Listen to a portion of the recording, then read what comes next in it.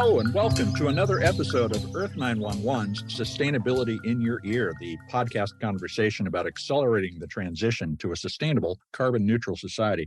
I'm your host, Mitch Ratcliffe. Thank you so much for joining the conversation. Our focus today is lowering the environmental impact of computer, console, and mobile gaming in the United States. When you add up the emissions from every step in the supply chain, from sourcing materials, manufacturing game consoles or phones or computers, and streaming the digital gaming experience, we pump 24 million tons of CO2 into the atmosphere annually, according to a 2019 study by the Lawrence Berkeley National Laboratory. That's about the same amount of greenhouse gas as driving 5 million cars for a year, which represents, for comparison's sake, about 1.7% of registered vehicles nationally. But worldwide, more than 3 billion people play video games. So games are another important path to coexisting with nature that will have to run through our living rooms, bedrooms, and mobile devices on which we game. Project Drawdown, founded by environmentalist Paul Hawken in 2014, is on a mission to stop climate change as quickly, safely, and equitably as possible. The organization recently released a drawdown-aligned framework for the gaming industry, a set of recommendations on how gaming companies can solve climate change through not just actions to reduce their own emissions, but by developing shared systematic solutions and gameplay that helps people understand and act in an environmentally responsible way.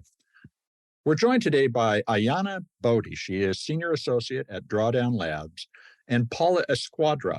She is Senior UX Strategist for the cloud gaming group at Microsoft's Xbox Game Studios. They both worked on the new recommendations. Even if the gaming industry accounts for only a fraction of 1% of total annual emissions, every small improvement in efficiency can contribute to our progress. But more importantly, the example set by the tech industry can inspire changes in other companies that want to remain competitive and attractive to climate-concerned customers. The lessons we can learn from gaming's transition can inspire changes in renewable energy, inform the development of comprehensive approaches to measuring Scope 3 emissions in other industries, and demonstrate the financial and brand benefits of becoming environmentally responsible. You can learn more about Project Drawdown and its gaming industry guidance at drawdown.org. Drawdown's all one word, no space, no dash, drawdown.org. Now let's get to the conversation. Welcome to the show, Aiyana and Paula. How are you doing today? Doing well. Thanks so much for having us. Oh, that was Aiyana and Paula. Say something so everybody understands your voice versus. Yes, hi. Yeah, very excited to be here. Well, thank you. Hey, we've talked with Paul Hawken on the show in the past about the launch of Project Drawdown, but now you're getting into these specialized areas. Can you tell us how the organization has evolved to address these specialized topics, such as the environmental impact of gaming technology? Yeah, I'm happy to give kind of like the quick history of Project Drawdown and how we've ended up to this gaming guide that we're talking about today. So as many folks probably know, Project Drawdown is a climate solutions focused nonprofit. Our mission is simply to help the world stop climate change and quickly and safely and equitably. We started as a book project, which is what Paul was really involved with. And, we used rigorous science to essentially create a library of climate solutions that were financially and technically feasible and scalable. And since then, we've really expanded, I think, as an organization to kind of, advising decision makers on how to scale these solutions. And so currently we operate within 3 pillars of work. And the first one is obviously still advancing that science-based climate solutions and strategies research. But we also are very focused on fostering new and bold climate leadership, which is kind of the piece I'm going to talk about in just a second. And then promoting new climate narratives and stories. And so I really work under that second pillar around fostering new climate leadership. And I work with a program called Drawdown Labs, where we're really focused on private sector engagement and kind of using the private sector to scale climate action. And so we work with businesses as well as investors and philanthropies to bring more skills and, of course, more resources to the climate movement. And I promise I'm getting to the gaming guide in just a second. So the way that we work with businesses, we have a business coalition. We currently have about 20 companies that we work with formally. And we work with them to really figure out like what is a higher standard for corporate climate leadership. That includes not just reducing operational emissions, but like really using the influence that businesses have to scale climate action, both within their company, but like with their consumers and users and the world more broadly. And so to get to the topic of the gaming industry, I think in general, from the private sector, it's probably pretty clear to many of us that the action from the private sector is not really matching yet the severity of the crisis, right? And so we're working with companies to figure out, okay, how do we match the severity of the crisis? And how do we elevate leadership to be much more ambitious and systemic and impactful? And so we do that by really looking industry wide and really thinking about like what are the key levers that industries have to pull. And so the gaming industry obviously has a huge reach, and one of our business partners, Unity, is a gaming company, and they kind of reached out to us saying, hey, it would be really helpful if you took kind of the principles of Project Drawdown and Drawdown Labs and applied it to the gaming industry specifically. And so that's kind of like the birth of this project, and I think it's kind of the first of hopefully many more guides and reports we might do that are industry specific. But starting with the gaming industry, we brought together a working group with Paula from Microsoft. We had folks from the UN, Playing for the Planet Alliance, After Climate, Ubisoft, and Rovio, and was basically just a big brain trust of how can the gaming industry and gaming companies and gaming employees really help move the needle on climate in a way that isn't maybe is talked about in like traditional corporate sustainability conversations. It's so important that we get narratives that clarify what the benefit of our actions are, and to see this is very, very encouraging. You write that the gaming industry has a superpower, and that's its cultural influence that positions it for rapid environmental progress.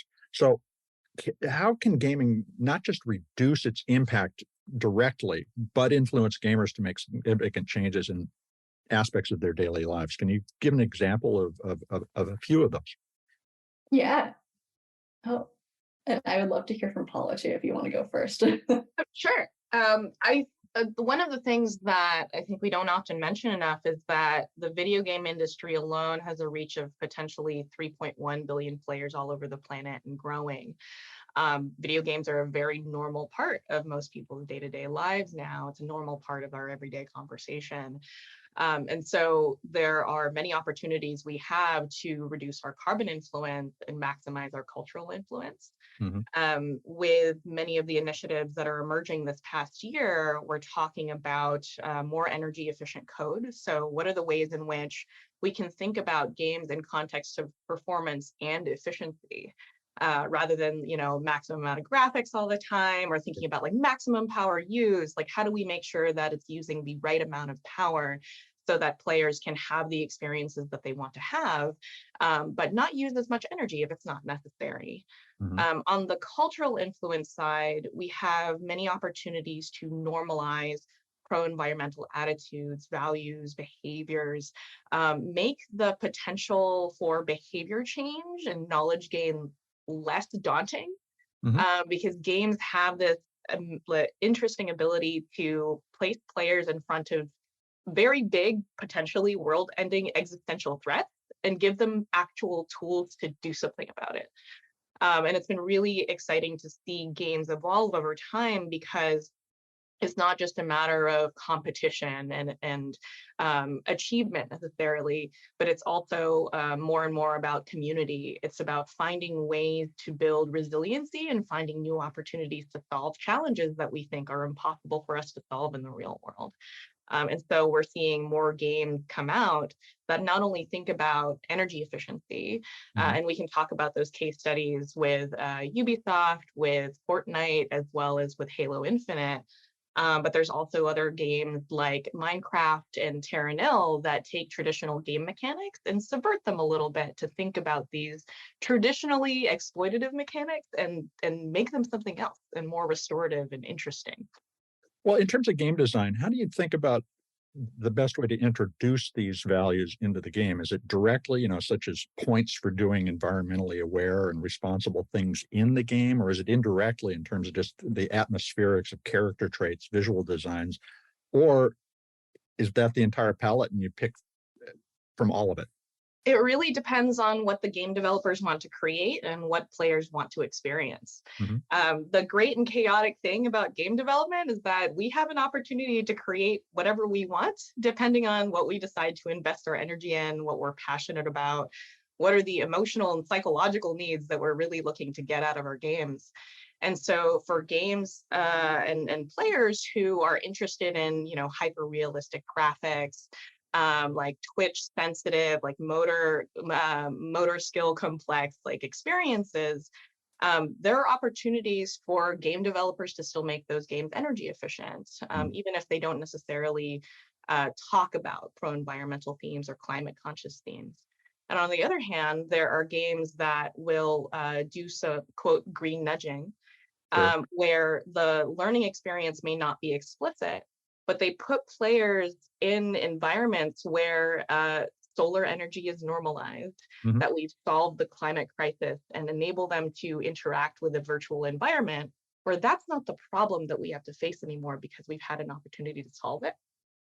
That enables opportunities for players, particularly Gen Z and Gen A players, who are more motivated to make purchasing decisions based off of their core values rather than brand trust. And brand identity and brand association are seeking, because we want to see opportunities to experience environments where we're not constantly in crisis. Like, we want a world that feels safe. We want an environment that can help us feel like the world isn't falling apart all the time, which many of us need today. And it's not to say that other games are less valuable. It's that we are very complex humans. And depending on the day, we may want to have that like hyper competitive moment and feel a sense of achievement. And on other days, we just want to feel safe. And so providing those direct and indirect options are really important for many of our players. I've wondered too about the potential to connect virtual experience to daily actions out here in the real world. Have you thought about the ways that you might, for instance, integrate points for recycling in the real world as a way of upgrading a character, or other interactions that extend to our daily life? Yes, the United Nations Playing for the Planet Alliance that Aiyana mentioned earlier is an industry coalition of, I think, over 30 video game companies now and counting, that have not only explicitly decided sustainability is something that matters to our business and our players, but that we want to establish programs that better support our developers to be able to make these design decisions if they so choose. And so there have been, I believe, 3 green game jams that they've run in the past few years, where they have a supported experience where game developers can take existing content or think about new content, and think about ways to put in what we call green activations into games. So ways to tie purchases to real world climate action projects, ways to enable players to engage in virtual climate marches, which were really important in lockdown, and especially when you're in a distributed environment where you don't necessarily have opportunities to go to an in-person place to do so. That was a way to create advocacy, and more ways to build in climate-related awareness, knowledge, and skills into their gameplay.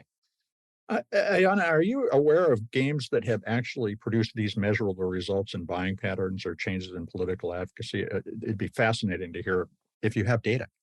Yeah, we don't have data around that, but I did want to just give a couple other examples that we also included in the gaming guide of like the real world impact that games are having. And I just pulled out a couple that I thought were really interesting. So this company, Sankari Studios, gamers can, create or earn currency in the game, right, by doing certain things. But that currency is actually like underwritten in real life by the company. So that game currency isn't just virtual, it's like actual money.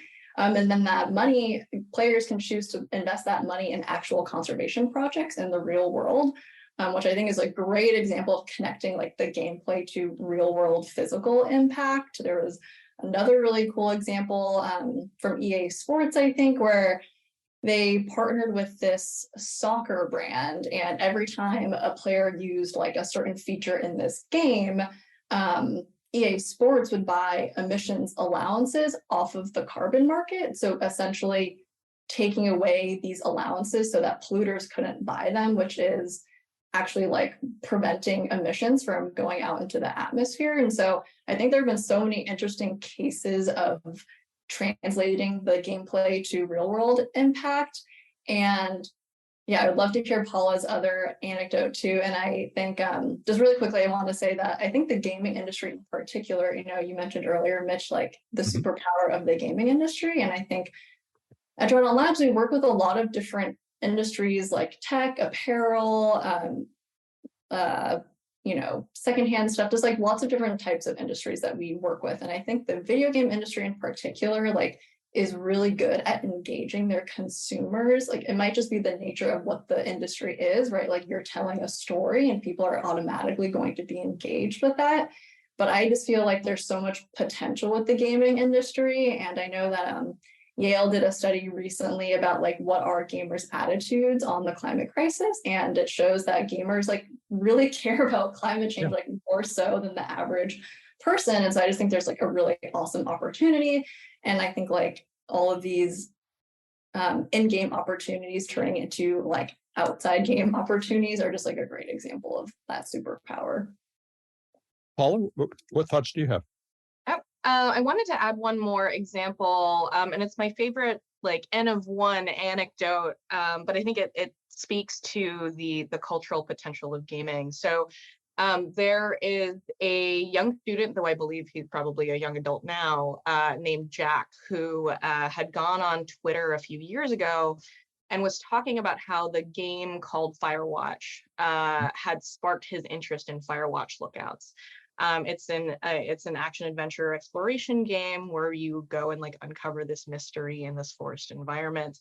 And it was such a compelling experience for him that it established his passion for conservation. He became the youngest member of the Forest Fire Lookout Association at 12 years old, and then eventually went to the University of Mass Amherst to get a degree in sustainable tourism and wildland firefighting certification.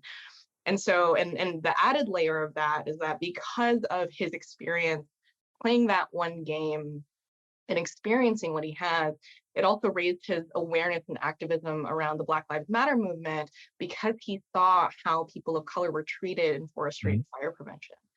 And so this all came about as a result of one transformative experience with a game. And there's research that shows that non-interactive forms of media like book and film are more effective at getting a person to suspend their beliefs for a moment and consider alternative realities and considerations, compared to if a person were directly in front of them trying to convince them of something. And so if you take into context, games enable direct interaction with a topic and characters in different worlds you may not otherwise have experience with in the real world. That can create a lot of interesting conversation, a lot of critical thinking around that. There's another facet of the relationship between the game company and the gamer that I want to dig into a little bit, and that's how do we clearly communicate that sustainability is a partnership, that the companies can be doing things to lower, for instance, the number of CPU cycles they need to generate the environment. But on the other hand, the gamer has to make changes themselves, like at home or in other contexts in their lives, in order to reduce the cumulative impact of all of our lives, because this isn't just about gaming, it's about everything. It's really, at least for us, and what drives game developers to care about this is that we want players to have the options that will enable them to have the experiences they want to have. And so thinking about providing more options and features, like the console energy saver sleep mode that we had introduced in 2021, enabled players to save a little bit of power by switching that mode. The energy saving mode that we had implemented consumes 20 times less power than the standby mode that used to be the default for Xbox consoles. And so making that switch and making the energy saver mode by default enables us to save that energy without any impact to the player experience. Thinking about other opportunities to just enable players to have more options, like the Xbox Series X and F controller, where we incorporated more post-consumer recycled resins into the manufacturing process, while still maintaining all of the durability and performance quality targets that we wanted to have, making sure that players just have the choices available and making those explicit. What you're describing is that kind of incremental progress that is just necessarily the result of large organizations not being able to turn on a dime. How do you do that without making it appear that you're saying, now we're a green brand? You know what I mean? The difference between the incremental step and the total brand greenness, it's a really difficult challenge. And in a lot of cases, you run into accusations of greenwashing because you took a step, talked about it, but didn't take all the steps necessary to be completely 100% sustainable. I think that's something that's fraught in any industry that is trying to go sustainable right now. And the important thing for us to always keep in mind is that, like, many of these operations require us to build new skills, require us to build new processes, and these take time. The path to net zero is never going to be a linear path, but making sure that we continue to communicate to our players and our developers what options we're creating, what we're learning in the process, for better or for worse, will hopefully help other industries like avoid rebuilding the wheel. Unfortunately, there's no easy answer to that. I think we all wish change would come sooner and faster and more efficiently. But I think that's why the conversation is so important. Every person, every industry is on their own sustainability journey, and everybody's going to require different resources, tools, support to be able to do the work. And the more we're able to share knowledge together, the easier that becomes. Hey, Aiyana, looking across the different industries that you're talking with, what are your thoughts? Yeah, I was just going to jump in and say, like, the green hushing term has become really popular recently. I feel like it's not just about greenwashing, it's also about companies who are maybe actually doing really good things in terms of sustainability, but don't publicize it because there's this kind of like culture now around like backlash around like, you're not doing enough, or like you said this over here, but you're doing this over here, which I think is totally valid. But I also think, just like what I've seen from other industries and other companies, I think it's really important for companies who are on their sustainability journey, and as Paula mentioned, it looks very different for every company. I think it's really important for companies to be really transparent, because I feel like the consumer, especially nowadays, like kind of has a good idea of like what needs to be done, and they can kind of see through whether a company is greenwashing or green hushing. And so I've seen just like really cool examples from other companies and other industries who have been very open about their climate journey and saying, hey, like, I know we're kind of starting a little late, but like, this is what we're doing, this is what we plan to do, and it's really hard, but like, we're going to bring our consumer on the journey with us, which I think is very admirable. And I think, and maybe I'm just speaking as myself as a consumer, I do think it's very promising to like see that as a consumer, and it makes me trust like a brand more when they're kind of open about like, hey, we messed up over here, but we're trying. Exactly. Are there services that can help a gamer identify green or energy responsible games that they can play?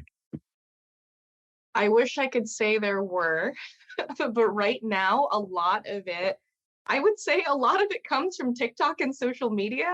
There are an increasing number of content creators, particularly younger content creators, who are being more vocal about sustainability, environmental content, cozy games, which are, alternatives to the hyper-competitive gameplay that is most often associated with popular video games. And a lot of it is grassroots. I'll also mention that the Climate Special Interest Group, apologies, I'll also mention that the Climate Special Interest Group of the International Game Developers Association, from an industry standpoint, was also looking for a shared database with which they could define like what climate games even exist. Like, is there valid impact that has been measured?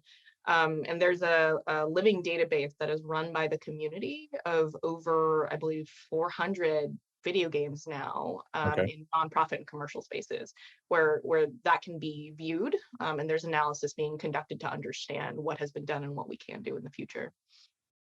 Aiyana, can you imagine Project Drawdown building that list? I think it's really hard, and I think like the grassroots effort is a much better place for that, because at Project Drawdown, we're not experts in the gaming industry or experts in any one industry. But one just point I'll add to this in general is that I think across all industries, there aren't a lot of centralized places for like a consumer or a user to go and say like, I need a sustainable blank. There's no like solid list of that for like, I feel like any product or any industry. And I think that's kind of one thing we're trying to do at Project Drawdown and Drawdown Labs is not provide that list, but provide a little bit more criteria of like what to look for in terms of like not just the physical product, but also what is the company doing on climate. And granted, that requires a little bit of like sleuthing work, I think, on the consumer to like, not many people are like actually going in and opening like the 2022 annual sustainability report from every company, but like I am. And so hopefully, some information that Project Drawdown can provide can help guide people to know what is good and what is bad in terms of climate. Well, thank you. You just described the reason we exist at Earth911. But it's incredibly hard. And there are so many facets of this transition. This is an important conversation. We need to take a commercial break. We'll be right back. Hey, extended producer responsibility, change makers, let's unite. Meet me and the Earth911 team in Portland, Oregon this September at the 2023 U.S. Product Stewardship Forum, the nation's only conference dedicated to EPR legislation and best practices. The circular economy is being crafted today, brick by brick, with EPR legislation, and packaging recycling efforts are leading the way. 2022 saw unprecedented momentum, with 18 states considering over 60 EPR bills, and 6 became law. This year in Portland, you'll find exclusive insights from globally recognized EPR experts. The Product Stewardship Institute invites you, the movers who will shake their regional recycling and composting systems with new ideas. Network. Hone your EPR knowledge and form strategic alliances to drive the circular results this world needs. Now is the time for producer responsibility. So join us at the 2023 U.S. Product Stewardship Forum in Portland, Oregon. That happens from September 11th to 14th. Register today at productstewardship.us. Product stewardship is all one word, no space, no dash. Productstewardship.us. Be a part of the solution, because stewardship starts with you. Let's return to the discussion with Aiyana Bodi, Drawdown Labs, and Microsoft Xbox Game Studios' Paula Escuardra about lowering the environmental impact of gaming and the power of play to change behavior. I want to turn now to progress to date that you've seen with technology companies and game services. How do you see the industry's progress towards embracing 100% renewable energy in the data center going? Xbox and Microsoft have a goal to have our Azure data centers be powered 100% by renewable energy by 2025. And we hope that will also improve the environmental sustainability of Xbox cloud gaming. Important thing to call out is that this is rarely ever one lever we have to pull. Part of this involves our shift to 100% electric campus vehicle fleet. Moving away from diesel fuel as our backup energy source for data centers. There's also the waste reduction improvements that we're making due to the expansion of our fleet in the circular centers. And so there's a number of initiatives that we have underway and are incrementally making progress around. The other factor that we are considering and working on is on the gaming aspect and scope 3 emissions of players. That involves like work to improve the efficiency of our consoles, thinking about the Xbox sustainability toolkit that I mentioned earlier, finding ways to improve energy efficiency on a per title level, so that as these major games are being planned, we have opportunities to provide more improvement through our content. Do you see developers sharing libraries that are more efficient in rendering code and so forth, so that we can get this propagated across the industry? Every game is unfortunately built slightly differently. Many of them use their own bespoke code, different libraries and engines. But in terms of writing more efficient code, we have case studies that exist now that validate that there are opportunities to improve energy efficiency without disruption to the player experience. And if developers do want it and players are asking for it, explicit energy saver features that can further optimize the game. Some of the examples that I'd love to just shout out and talk about are Halo Infinite and Fortnite. So with the Xbox Sustainability Toolkit, Halo Infinite had been able to identify opportunities to improve the energy being used in their pause menus. And so that generated a minimum of 15% in energy savings. So to put this into context, Halo is about 20,000 metric tons of CO2 used per year. Through this engineering work, Halo will have saved 2.5 million miles driven by gas-powered cars in the world for a single title. And so that's for one. Huge. Yeah, and then Fortnite by Epic Games, they just released their white paper. It's amazing. But they estimated 200 megawatt hours per day of savings across the entire player base as a result of the optimizations they did for their full game. Again, without any disruption to the player experience, there have been no reported player issues that this had anything that disrupted anything that they were doing. And they also provided options for developers to implement further energy savings in parts of the game, like multiplayer lobbies where they're looking at a menu and like waiting to join a game, and item shops where they may spend a lot of time reading and not necessarily interacting with the menus. And so all of this has served to validate that there are opportunities for us to write more efficient code, share this knowledge out, and reduce the energy bills of our players. Over the past few months, of course, we've heard a lot about generative AI, which is going to be rolled into everything. Do you see a discussion going on about how we can minimize CPU and GPU usage to reduce the energy consumption associated with rolling AI into various aspects of gameplay? Those are huge conversations that are happening everywhere, I would say. And the potential for benefit and harm is not insignificant. Right now, I would say that games are just highly specialized experiences that need to be built in very unique ways, depending on the studio, depending on the type of game that is being built. And so opportunities to optimize the usage of AI, I think are further down the line. Like there's broader conversations right now about whether or not like what use cases are most valuable to players and developers. AI requires a lot of work and requires a lot of specialized skill development. And so not all game developers need or want to use AI because they have different types of experiences that require more like handcrafted work. And so right now the conversation is around like, how do we use AI to provide value to players? I have no doubt that the conversation about how to ensure efficiency and reduction of harm are going to be a part of those conversations. Aiyana, in your work with the various game companies that you interact with, do you see that they're tying executive compensation to environmental performance in order to create accountability and to drive progress?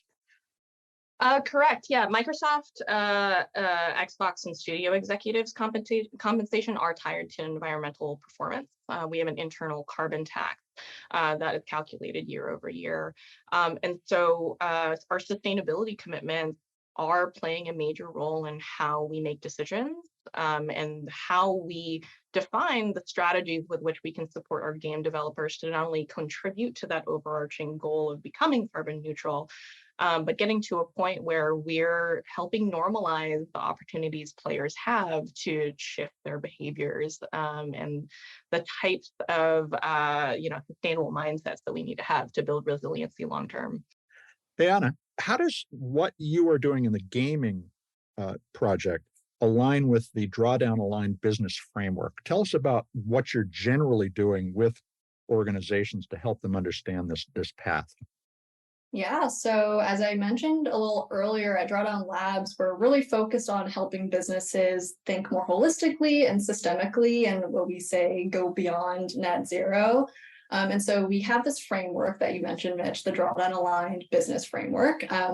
And it essentially overviews how businesses can use their social, political, and financial influence to achieve this more systemic and holistic view of climate action by corporates. And so the framework outlines 8 areas of leverage that companies have to not only help reduce their own emissions, but like ultimately help the world reduce emissions.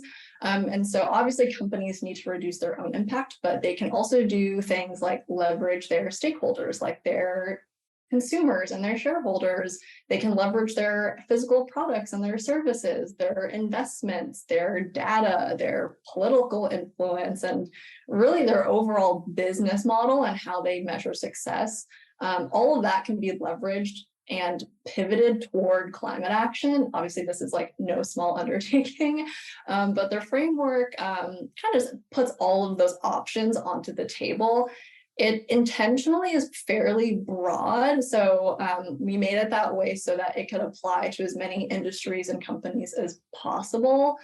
But like I mentioned earlier, we did see an opportunity to kind of contextualize this framework for the gaming industry specifically, but we work with businesses to just kind of like broaden that aperture a little bit and really think beyond, I think right now in the corporate climate space, like net zero by 2050, net zero by 2040 is seen as a leading standard. And while those goals are great, we don't need just like 10 companies to achieve net zero. We need the world to achieve net zero. Net zero was never meant to be a goal for entities. It was always meant to be a goal like for the earth. And so that's a point that we really drive home with companies. And we're just really focused on helping companies realize the leverage that they have. Obviously, some big ones that stand out are around policy advocacy and financing, which are often the leverage points that many companies tend to shy away from, which is understandable. But we're hoping with our framework, we can kind of show ways that companies can plug into these more. And a big part of that is engaging employees across different functions. So engaging people who work in the finance team, engaging people who work on the public policy team to kind of think about sustainability as part of their job and not just part of the sustainability team's job. Well, you make some specific recommendations, which I think are excellent, that benefits programs and financial decisions be tied to environmental responsibility. So offering a green retirement plan or requiring the banks that you use to adopt the Paris goals or disengage from fossil fuels. Do you see in conversations with companies that executives are open to these ideas, or is this still kind of a big step for them intellectually? I don't think it's a big step intellectually, but I do think it's a big step logistically and operationally for companies. I'll also say that when we work with companies, we are often working with, their sustainability teams. Maybe it's the CSO, maybe it's a sustainability manager. Unfortunately, I think CSO is a little bit of a misnomer because chief sustainability officers sometimes are not actually part of the C-suite, and sometimes they're not actually like a really big decision maker in companies, which I think is changing, but it needs to happen a little bit faster. Things like with, tying, the executive compensation we brought up earlier, that I'm seeing happening actually a lot more, which is great because that's starting to get at like the business model and the governance structure, which I think is really key to moving climate action in companies. when it comes to the financing piece, the climate-friendly 401k is getting a little bit more movement. But once you start mentioning things like divestment, I think companies tend to shy away a little bit more. It ends up being taking a political stand in some cases, and that goes back to the greenwashing conversation we were having before. Paula, what thoughts do you have? I also wanted to add that the threads are very similar, not only with C-suite, but also with like day-to-day, like boots on the ground workers. There is an increasing just like consciousness about climate crisis and its impact on not only our bottom line, but our well-being, our like the decisions we need to make for where we need to live. And there are certainly like the financial mechanisms like Microsoft internal carbon tax, which taxes an internal business fee based off of the emissions to help fund carbon reduction efforts.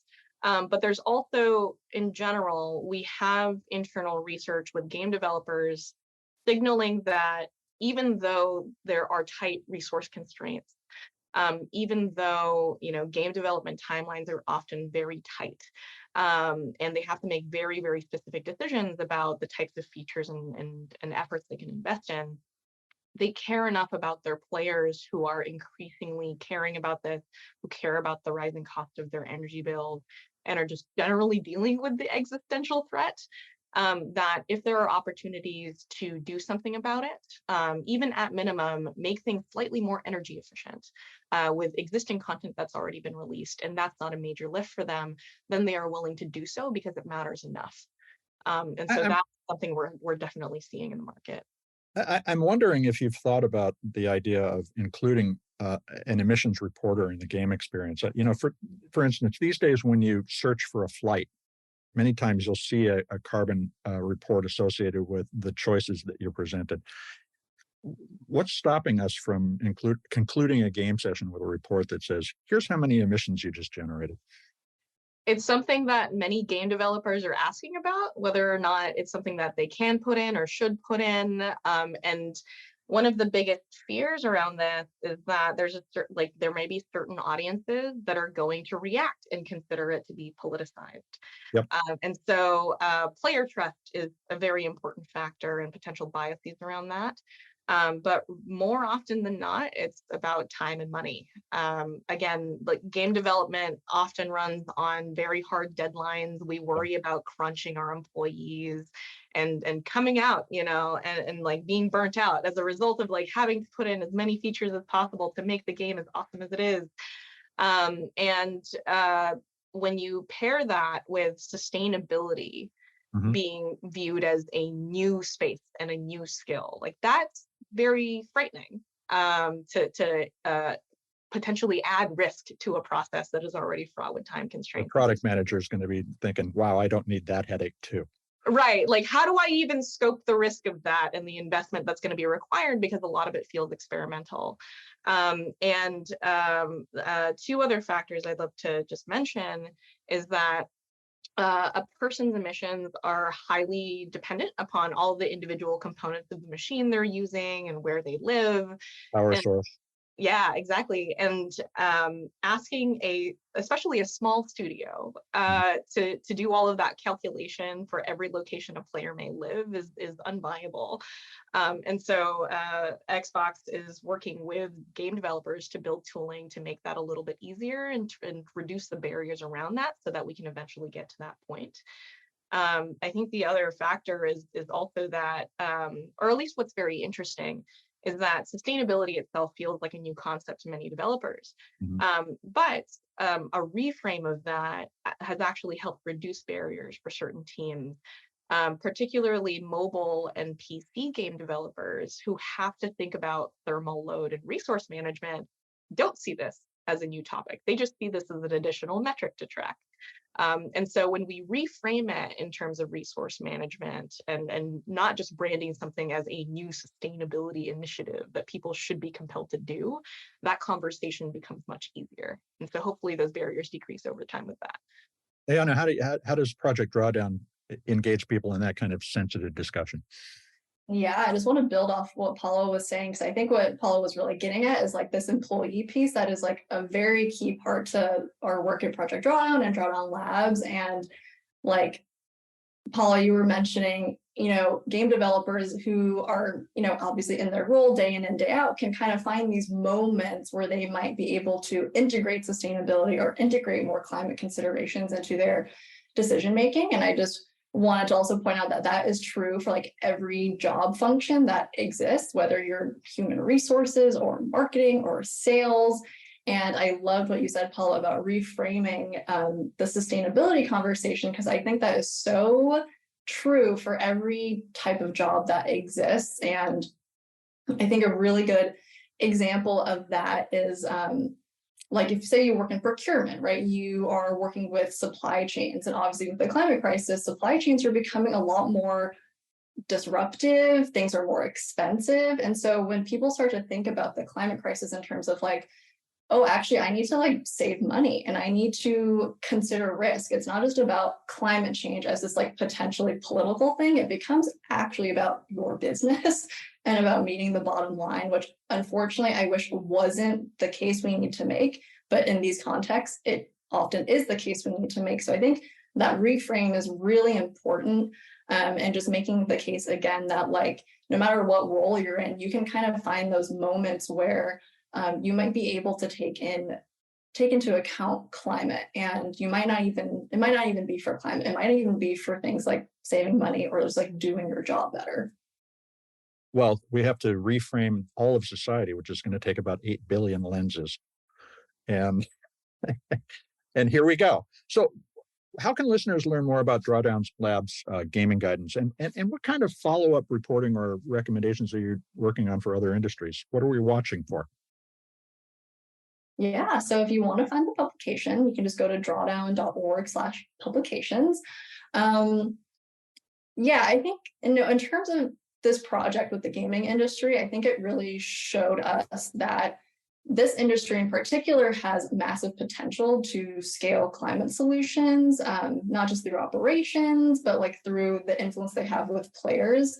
And so I think that showed us that many other industries also probably have this superpower, right? That they have the opportunity to help shift the corporate climate landscape, as well as kind of move their users and like the broader world toward a climate safe future. And so we're really hoping to produce more guides like this for other industries. There are a few industries where I feel like I'm seeing some interesting movement kind of in like the creative PR space. I think the entertainment space in general is thinking a lot about like how to integrate climate into storytelling and decarbonizing production. So there's a lot of industries that are really thinking about this already, and I'm hoping we can help those industries, step into their superpower a little bit more. Well, I hope that the information that you're releasing encourages leaders to become leaders. And that really is where we are as a society right now. And as businesses, we are waiting to see sometimes what other people will do, but it's always on us to take our first step. And that can lead everybody else. So thank you both so much for spending time with us today and sharing all this great information about gaming recommendations. Thank you so much for the opportunity. Yeah, thanks for having us. We've been talking with Aiyana Bodi, she's Senior Associate at Drawdown Labs, and Paula Escuardra, who is Senior UX Strategist for Cloud Gaming at Microsoft's Xbox Game Studios, about a drawdown-aligned framework for the gaming industry. That report can be found at drawdown.org/publications. Drawdown's all one word, no space, no dash. Drawdown.org/publications, as Aiyana mentioned. And keep an eye out for the research and guidance that Project Drawdown is going to deliver for other industries. With 3.1 billion people gaming around the world, the game industry is one of the few business sectors with the cultural influence and reach that can be deployed to reshape human values and behaviors. Hollywood and social media may have broader reach, but when we are in games, we open a new mental space where environmental ideas and action can be considered and embraced, or not. That's why narratives are so important, because we can understand the potential for change when we have a story that provides the context and information that engages us with new and novel experiences. There are more than 8 billion of us looking for a path forward, Games are an immersive storytelling environment where our choices can come to life. But what can each of us do? If you're looking for environmental games, we recommend the 2022 Green Game Jam at playingfortheplanet.org. Playing for the Planet is all one word, and 4 is the numeral 4, playingfortheplanet.org. That's a great source of inspiring choices for interesting games, whether it's for you or for your kids. And if you have a console like the Xbox, do enable the energy saver mode to reduce the impact of your gameplay. If you play on a phone, consider turning the refresh rate down from 120 hertz to 60 hertz, which can reduce the energy use by about 20%. But the most important thing that each of us can do is speak up. Ask the game studios that you love to add environmental elements to their gameplay. Ask if the game runs in a data center that uses renewable energy. And share the green games you find with others. Maybe mention it to your friends during the next raid you're on. I hope you take a moment to share this podcast or any of the more than 400 interviews that we have produced on sustainability in your ear. Please, if you take a moment to write a review on your favorite podcast platform, it will help your neighbors find us. Folks, you're the amplifiers that spread more ideas so we can create less waste. Tell your friends, family, and coworkers that they can find us on Apple Podcasts, Spotify, iHeartRadio, Audible, or any of the other fine purveyors of podcast goodness out there. Thanks, folks, for your support. I'm Mitch Ratcliffe. This is Earth 911, and we will be back with another innovator interview soon. In the meantime, take care of yourself, take care of one another, and let's all take care of this beautiful planet of ours. Have a green day.